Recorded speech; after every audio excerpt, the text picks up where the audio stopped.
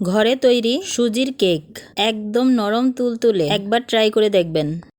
দেখুন একবার একটা জিনিস চিন্তা করছেন আপনারা, রসুনের সুরক্ষার জন্য আল্লাহ তাআলা কত সুন্দর করে রসুনের আবরণ তৈরি করছেন যাতে রসুনগুলো সুরক্ষিত থাকে। আমরা আশপাশে এমন মানুষে ভরা, সামনে সামনে আত্তালি, একটু পিছনে গেলে করে গালাগালি, আর এই মানুষগুলারে আমি দুমুখো সাপ বলি। একজন মানুষ অসুস্থতার জন্য দোয়া চাইছেন আর সেইখানে একজন ভাই বলছেন ফলো দেন, খুবই দুঃখজনক। কথায় আছে অতি লোভে তাঁতি নষ্ট, এটাই বাস্তবতা। আমাদের ইট ভাঙ্গার মেশিন যেই বেড়ায় আবিষ্কার করছে, আমি নিশ্চিত ওই বেড়ার কান ছিল না। শব্দ দূষণ। দিনের বেলা যারা বেশি হাসে, রাতে তারা বেশি কাঁদে। যারা সবাইকে বেশি আপন ভাবে, তারাই একাকিত্বে ভুগে। স্বার্থের এই পৃথিবীতে দুঃখ কষ্ট ছাড়া নিজের বলতে আর কিছুই নেই। জীবনে পিছিয়ে পড়া বলে কিছুই নেই, মনে রাখবেন। টিকেটের লাইনের শেষ ব্যক্তিটাও একসময় কাউন্টারের সামনে পৌঁছায়।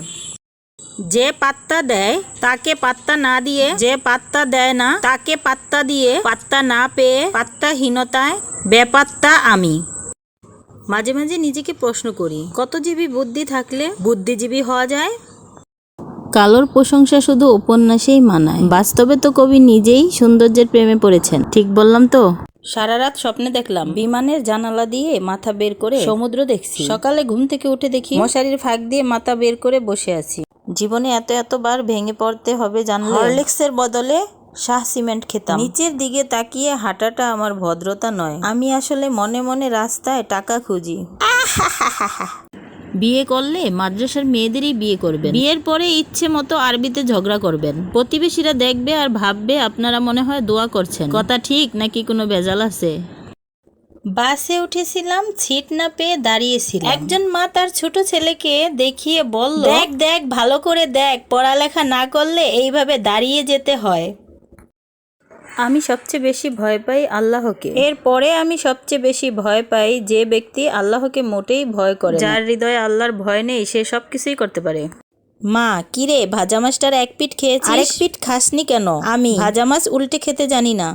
মুনাফিকের লক্ষণ। আপনি আমানত দিলে সেটার খেয়ানত করবে। আপনি যদি কোনো কিছু বলে সেটা নিষেধ করেন যে এটা বলবে না কাউকে, তারপরেও সে সেইটা বলবে। যে একবার বিশ্বাসঘাতকতা করে সে বারবার করে। বিশ্বাস এইসব মানুষকে কখনোই করা যায় না। যখন দেখবেন আপনার কাছের মানুষগুলো আপনার শত্রুর সাথে খুব বেশি ভালোভাবে মিশছে, তখন ওইরকম আত্মীয় স্বজন বাদ দিয়ে দেন। প্রকাশ্যে শত্রুর চাইতে গোপনের শত্রু নীরবে চুপচাপ আপনার ক্ষতি করবে, আপনি জানতেও পারবেন না। যখন দেখবেন আপনার সামনে প্রশংসা করে পিছনে বদনাম করে, কখনোই আপনার ভালো চায় না।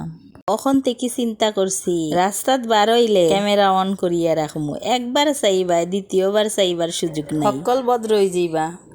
যারা সারাদিন খালি কয় আমি বলে কোনো কাজ করি না, খালি মোবাইল টিপি, হ্যাঁ উদ্দেশ্যে কইতাছি আমি তো কোনো কাজ করি না। তুই আই আমার উঠান ঝাড়ু দিয়া যা।